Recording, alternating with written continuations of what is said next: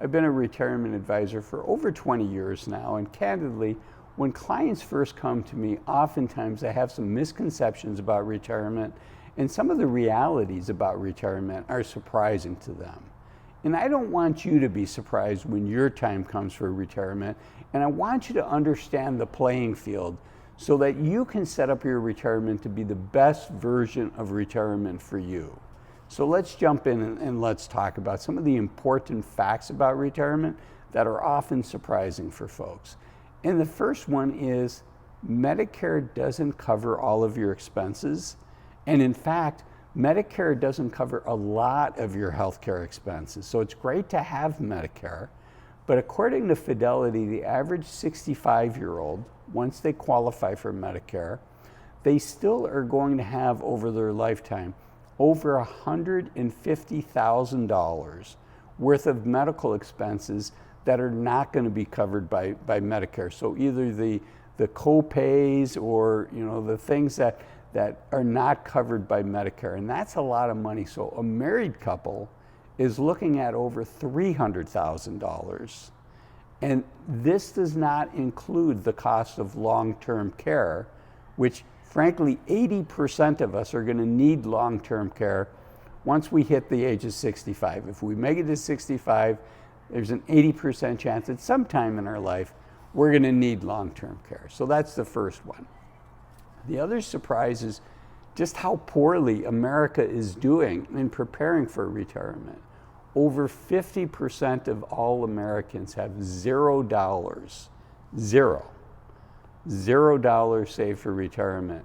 And over 80% of Americans have less than $100,000 saved for retirement. So if you think about, how long would $100,000 last you in retirement?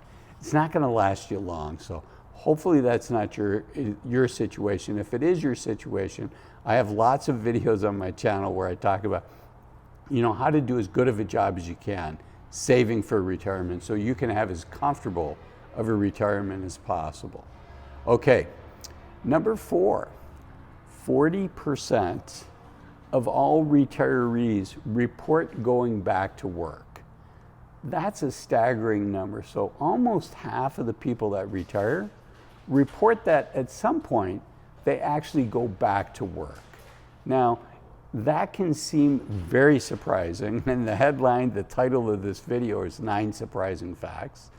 But one thing I want to share with you about that 40% that do go back to work, 80% of those people were planning when they first retired on going back to work. So that might be some volunteer work, that might be some work to do some consulting to their previous company. So 80% of that 40%, when they first retired, knew that they were going to go back to work. So it's surprising that almost half the people that retire go back to work in one form or another. But remember, the vast majority of that, 80%, were things that were part of the retirement plan day one. Okay, number 5, most people have no idea how much they need to retire, nor do they know how much they can safely spend in retirement. And I think both of those are critical decisions for retirement. First, to know how much money that you're going to need in order to retire. That's an important piece of information before you retire, right? Before you give up that good paying job that you might have been in for 10, 20, 30 years. You want to know, do I have enough? And then in retirement, I would argue, it's really helpful to know how much money that you can spend each year and not have to worry about running out of money. Because let me tell you what the default is. For most people, if they don't know how much they can spend, you know what they do? They spend as little as possible. And I don't want that to be you. I want you to have an abundant retirement. I want you to spend, frankly, I want you to spend every dollar that you can without risking running out of money. There's a book that I really enjoy. I wanted to write a book very similar to it, but frankly, this author, Bill Perkins, did a better job at writing this book than I could. So there will be no Azul Wells version of this book.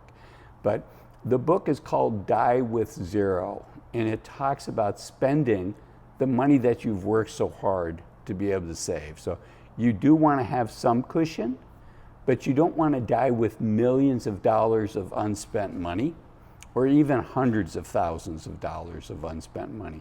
The purpose of the money is to allow you to live life to the fullest, to give you security, to give you the confidence that you're always going to have a roof over your head, you're always going to have food on the table, you'll have medical care if you need it, but it's also about having adventures and experiences and helping out people and causes that you love. And the author of Die with Zero would say that unspent money is energy of your life that you wasted to make money, right? We exchange our time for money, and by the time you get, close to my age, I'm close to 60 years old.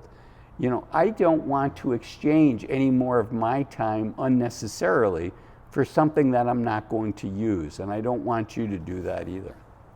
Okay, number 6, unfortunately, and this is a reality, and I think it's super helpful to understand this, that there is a group of people, and it's not an insignificant group. I've never seen the exact numbers, but I would say at least a fourth of all retirees at some point are going to go through a little bit of depression, maybe a little bit more than a little bit of depression when they first retire.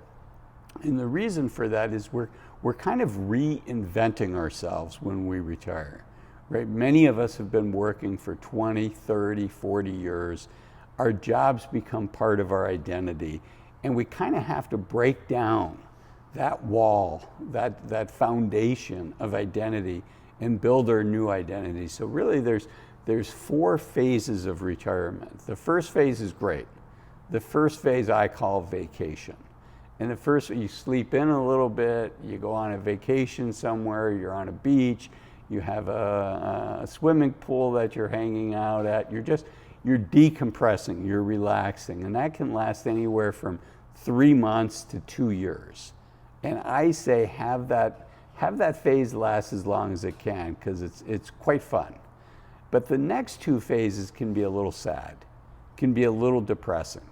And that is where you're dealing with loss. In some ways you're mourning your working years. You're saying goodbye to a phase of your life that lasted 20, 30, 40 years.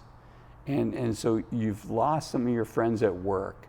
You've lost some of your identity through work. You've lost some of your power base. If you were at your job for many years, having that information, having those relationships, having that access to data, those were all sources of power.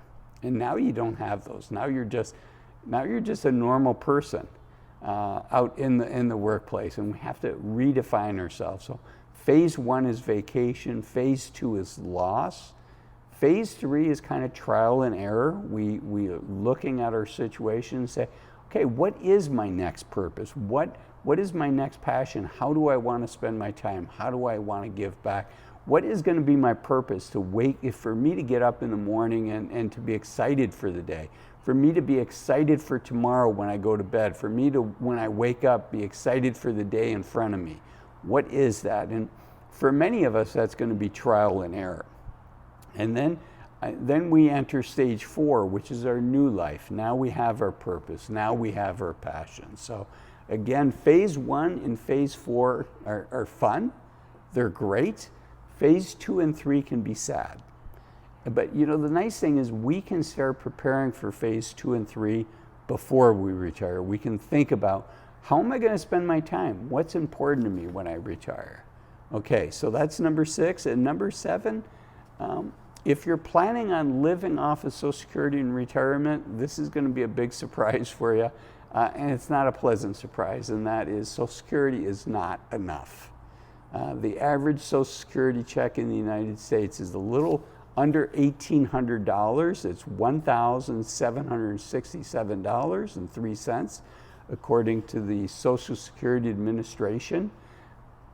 And that's for everybody. That's everybody getting a Social Security check for their working years. And just as a reminder, if you're not receiving Social Security now, your full retirement age is likely 67 years old.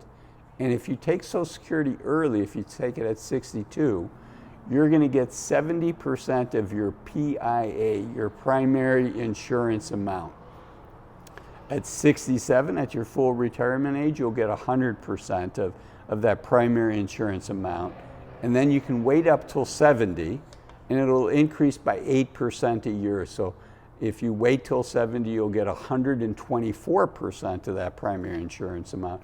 Now, Social Security is happy for you not to take your Social Security at 70 if you don't want it, but they're not going to increase it anymore. So there's no reason to wait past that.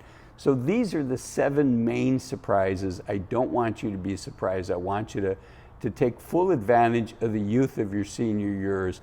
And that's really what this video up here is about, is 5 reasons to retire as soon as you can. Thanks for watching this video, and I'll see you up here. Bye-bye.